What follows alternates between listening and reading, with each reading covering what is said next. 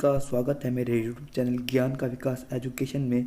जैसे मैंने आप सभी से वादा किया था कि मैं क्लास 8 की एसएसटी की पूरी तीनों किताब कराने वाला हूं। पार्ट 1 में मैंने हमारा अतीत किताब करवाई थी, पार्ट 2 में मैंने संसाधन एवं विकास कराई थी। आज हम करने वाले पार्ट 3, इसमें हम सामाजिक एवं राजनीतिक जीवन किताब करने वाले हैं। तो बिना किसी देरी के इस किताब को शुरू करते हैं। सभी इंपॉर्टेंट क्वेश्चन को करते हैं जो आपके एग्ज़ाम में आने वाले हैं 3 नंबर में या 5 नंबर में। हमारा पहला चैप्टर है भारतीय संविधान, यानी भारतीय संविधान के बारे में इसमें क्वेश्चन पूछे जाएंगे।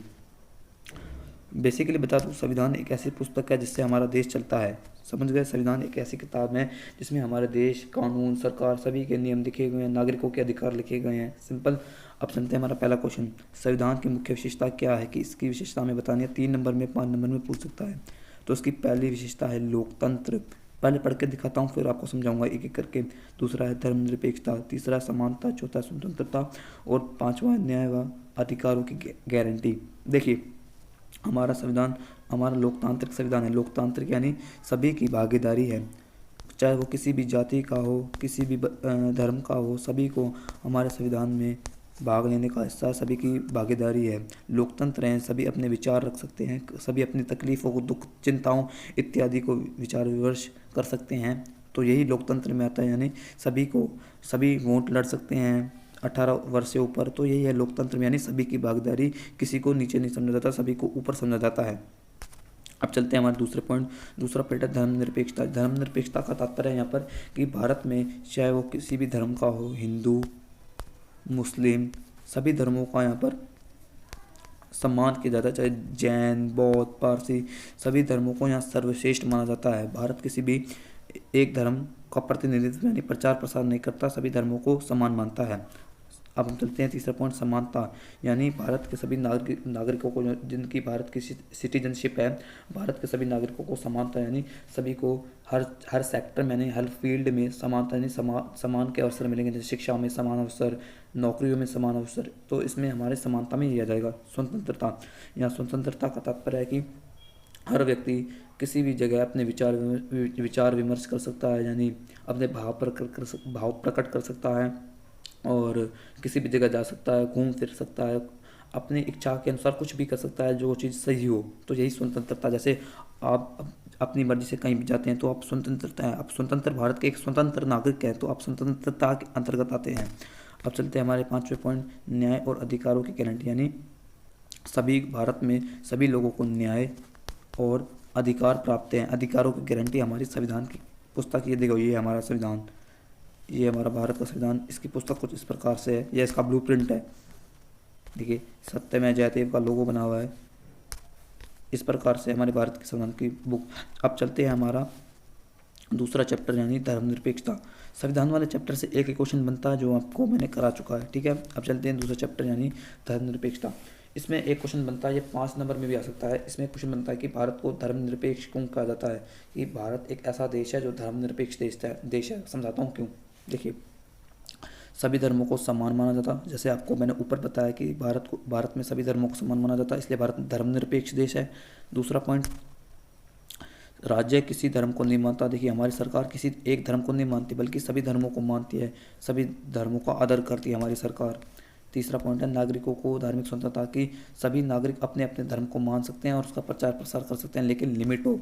क्या हो? एक लिमिट हो उस चीज़ की। अब चलते हैं हमारे चौथे पॉइंट में, भेदभाव नहीं किया जाता। भारत में यह चीज़ नहीं है कि किसी एक स्पेसिफिक धर्म के साथ भेदभाव किया जाए। आप देख सकते हैं कि हमारे अड़ोसी पड़ोसी देशों में एक धर्म के साथ कैसे भेदभाव किया जा रहा है, मैं कह नहीं सकता, लेकिन आप समझ जाना। और हमारा 5वां पॉइंट है, संविधान में इसका उल्लेख है। इन सभी बिंदुओं का हमारे संविधान में उल्लेख है।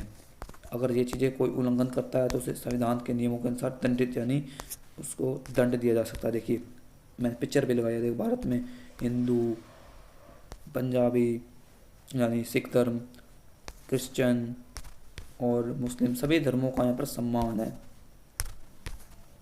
अब चलते हैं हमारा तीसरा चैप्टर, संसद तथा कानून निर्माण। इसमें एक 3 नंबर में क्वेश्चन आता है, संसद तथा कानून निर्माण। इसमें हमारी भारतीय संसद तथा बताया है कि कानून कैसे। देखो, इसमें एक इम्पोर्टेंट क्वेश्चन एक ही बनता है कि कानून कैसे बनाया जाता है, ठीक है। इसमें कानून निर्माण की प्रक्रिया का उल्लेख करना है हमें। तो चलिए क्वेश्चन पढ़ते हैं कि कानून बनाने की प्रक्रिया क्या है। मैं आपको धीरे धीरे समझाता हूँ। जैसे विधेयक प्रस्तुत किया जाता है। जैसे कोई भी कानून बनने से पहले उसे विधेयक क्या कहा जाता है, विधेयक। ठीक है, क्या कहा जाता है, विधेयक। जैसे कोई भी अभी कानून पारित होता है तो उससे पहले उसका पहले का नाम होता है विधेयक। ठीक है, उस विधेयक को दोनों सदनों में प्रस्तुत किया जाता है। एक राज्यसभा, दोनों सदन कौन से, एक राज्यसभा, फिर से लिखता हूँ। उस विधेयक को कहाँ प्रस्तुत किया जाता है, पहले प्रस्तुत किया जाता है राज्यसभा में, फिर प्रस्तुत किया जाता है लोकसभा में। ध्यान से समझना। फिर लोकसभा में, फिर उस पर चर्चा होती है, दोनों सदनों के पास पारित होने के बाद उस पर चर्चा होती है। ठीक है, फिर से समझाता हूँ। पहले विधेयक, कानून को क्या कहा जाता है, विधेयक। विधेयक को दोनों सदनों में प्रस्तुत किया जाता है, फिर उस पर चर्चा होती है। चर्चा होने के बाद दोनों सदनों की मंजूरी मिलने के बाद उस पर राष्ट्रपति के हस्ताक्षर होते हैं, यानी राष्ट्रपति की मंजूरी होती है। हमारे तत्कालीन राष्ट्रपति श्री द्रौपदी मुर्मू जी है, तो उनकी मंजूरी मिलती है। फिर विधेयक कानून बन जाता है। फिर विधेयक किसका रूप धारण कर लेता है, देखिए। फिर विधेयक क्या बन जाता है, ये पूरी प्रक्रिया होने के बाद कानून। सिंपल, समझ आ गया होगा। अब चलते हैं। देखिए, ये हमारे संसद भवन है, कुछ इस प्रकार से भारत का झंडा है, इस प्रकार आकृति है इसकी। हमारा चौथा चैप्टर है न्यायपालिका, जो सबको न्याय दिलाती है। तो चलिए इसका इम्पोर्टेंट क्वेश्चन देखते हैं। तो उसमें इम्पोर्टेंट क्वेश्चन बनता है कि न्यायपालिका के क्या कार्य हैं, कि न्यायपालिका क्या क्या कार्य करती हैं। तो उसका पहला पॉइंट है कानून की व्याख्या। क्या न्यायपालिका यही नहीं बनाती, कानून निर्माण करती है। न्यायपालिका कानून की व्याख्या, कानून बताते हैं कि कानून में क्या क्या चीज़ें हैं, क्या क्या व्याख्या में उसके अंतर्गत आता है। दूसरा पॉइंट है न्याय प्रदान करना। अगर कानून का कोई भी सरकारी अधिकारी उल्लंघन करता है या कोई भी आदमी उल्लंघन करता है तो उसे न्याय प्रदान कर, जैसे मैं तुम समझाता हूँ। कोई भी सरकारी अधिकारी किसी भी आम जनता का न्याय का आनंद करता है तो न्यायपालिका उसको न्याय दिलाती है। सिंपल, इसमें यही है। तीसरा पॉइंट है संविधान की रक्षा। संविधान में जो जो ऊपर हमने पढ़ा, संविधान में क्या क्या चीज़ें थी, उनका उल्लंघन ना हो, कोई भी आदमी या कोई भी अधिकारी उस चीज़ का उल्लंघन ना करे। ये चीज़ कौन देखती है, न्यायपालिका। सिंपल, संविधान में हमने देखा समानता, स्वतंत्रता, धर्मनिरपेक्षता इत्यादि, इनका उल्लंघन न्याय हो, ये कौन देखता है, न्यायपालिका। हमारा चौथा पॉइंट है मौलिक अधिकारों की रक्षा। मौलिक अधिकार, देखो तुम्हारे जनरल नॉलेज के लिए बता दूं, हर व्यक्ति के 6 मौलिक अधिकार होते हैं। पेपर में पूछ सकता है हर व्यक्ति के कितने अधिकार होते हैं, 6 मौलिक अधिकार। तुम्हें डीप में पढ़ने की जरूरत नहीं है, तुम्हें बस ये पता चलना चाहिए कि हर व्यक्ति के 6 मौलिक अधिकार होते हैं जो उनके लिए आवश्यक होते हैं, जिससे वे अपना जीवन व्यतीत कर सके।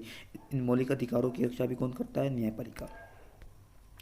सरकार की समीक्षा, यदि सरकार कोई गलत कार्य करे तो सरकार के खिलाफ कार्रवाई कौन करता है, न्यायपालिका।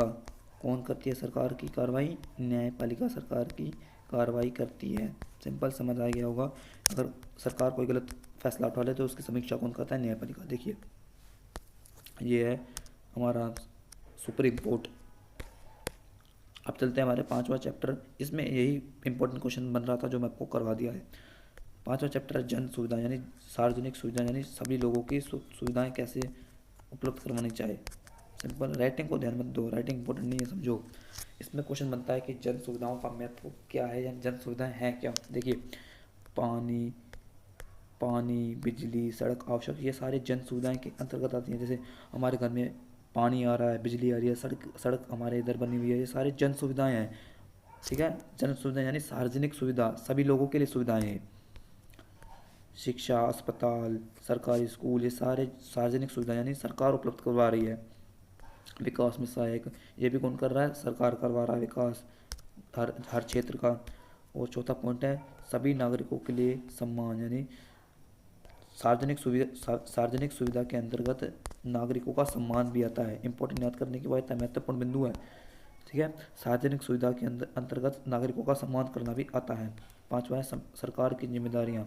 सार्वजनिक सुविधा के अंतर्गत सरकार की जिम्मेदारी भी आती है। जैसे अगर हमारी सरकार दमनकारी हो तो हम सार्वजनिक सुविधा मानेंगे, नहीं मानेंगे ना। इसलिए सरकार भी अच्छी हो तब हमारी सार्वजनिक सुविधा अच्छी होगी। ये देखिए, पानी की टैंकी सरकार द्वारा बनाई गई है, जल टैंक, ये भी सार्वजनिक सुविधा के अंतर्गत है। ये देखिए सरकारी हॉस्पिटल, सरकारी अस्पताल, देखिए मैक्स मैक्स अस्पताल है दिल्ली में है, अस्पताल, सॉरी, ठीक है। ये सारे सार्वजनिक सुविधाएं हैं। अब चलते हैं हमारा छठा चैप्टर यानी हाशियाकरण की समझ। इंपॉर्टेंट क्वेश्चन है, 3 नंबर में आ सकता है। देखिए हाशियाकरण क्या है, सॉरी, सारे बच्चे सोच रहे होंगे कि हाशियाकरण क्या है। देखो, जब किसी व्यक्ति या समूह को समाज में बराबरी के अवसर, समान अधिकार नहीं मिलते और उन्हें पिछड़ा समझा जाता है तो उसे हाशियाकरण कहते हैं। देखिए प्राचीन काल से ही भारत में कुछ समुदाय, कुछ जाति, कुछ धर्म को बराबरी के अवसर नहीं मिले जाते हैं, उन्हें नीच समझा जाता है, जिस वजह से वे हाशियाकरण का शिकार बन जाते हैं। समझ गए, सिंपल है कि हाशियाकरण क्या है। मुझे उम्मीद होगी कि सारे बच्चे समझ गए होंगे कि हाशियाकरण क्या है। सिंपल। चलो चलते हैं हमारे नेक्स्ट क्वेश्चन में। हमारा, हाँ, और आदिवासी भी हाशियाकरण के शिकार बन चुके हैं, तुमने देखा होगा।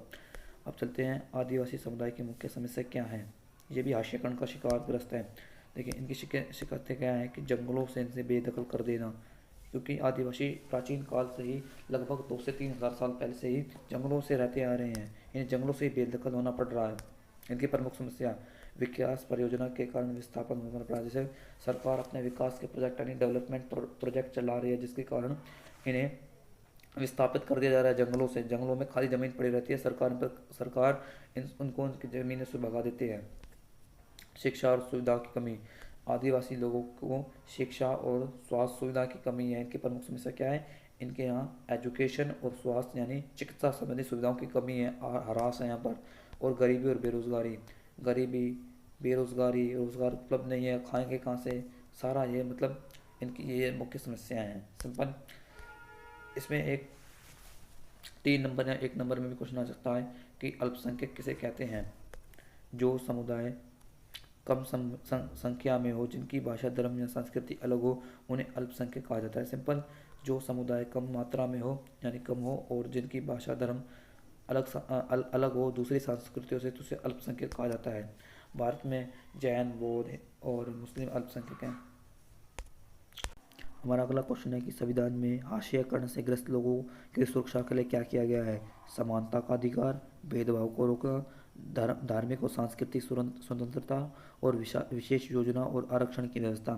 हमारे संविधान में जो भी समुदाय हाशियाकरण से ग्रस्त है उनके लिए ये अधिकार है, समानता का अधिकार, भेदभाव को रोकना, अपने अपने धर्म को मानने की स्वतंत्रता और विशेष उनके लिए आरक्षण की व्यवस्था की गई। जैसे SC ST हो गया, इनके लिए नौकरी व शैक्षणिक संस्थानों में 27% सीटों का आरक्षण है।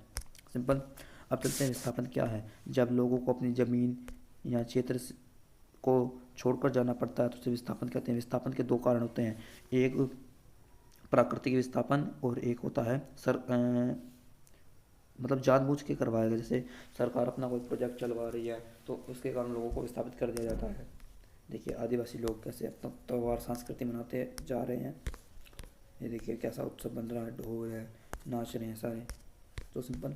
अब चलते हैं हमारे सेकंड लास्ट चैप्टर, जिसका नाम है हाशियाकरण से निपटाना।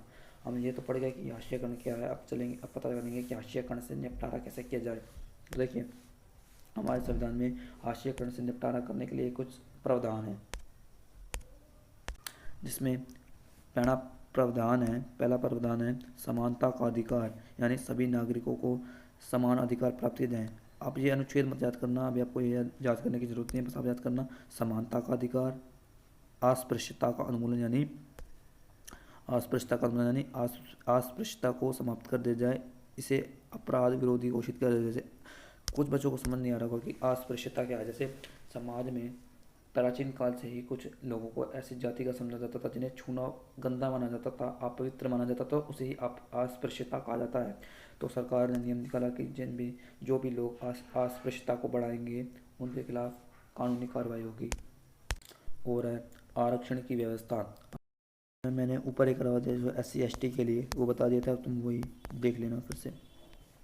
अनुसूचित जाति व जनजाति अत्याचार निवारण अधिनियम। देखो अनुसूचित जाति जनजाति यानी SC ST वही है अधिनियम, यदि उनके खिलाफ कोई अत्याचार करेगा, ये अधिनियम 1979 में बनाया था, उसके खिलाफ था।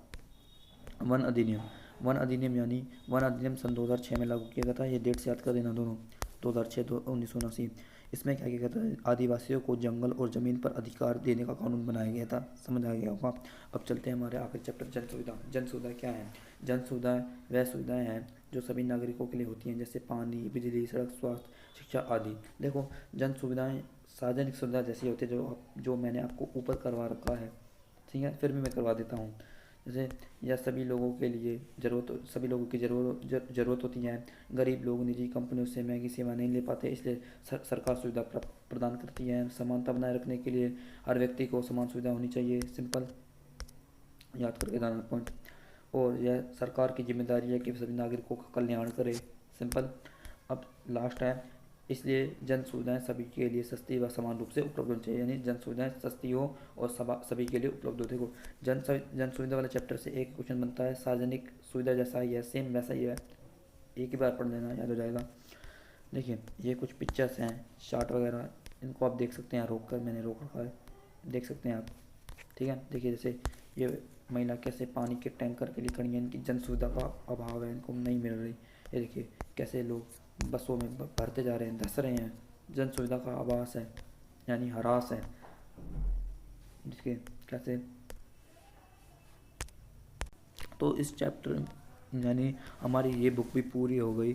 तो वीडियो को लाइक और चैनल को सब्सक्राइब करवा दें।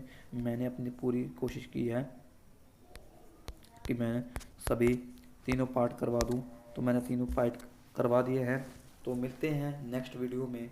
मैंने क्लास 8 की एसएसटी पूरा करवा दी है। अपने दोस्तों के साथ शेयर करें, वीडियो को लाइक करें, चैनल को सब्सक्राइब कर दें। तो मिलते हैं नेक्स्ट वीडियो में, तब तक के लिए बाय।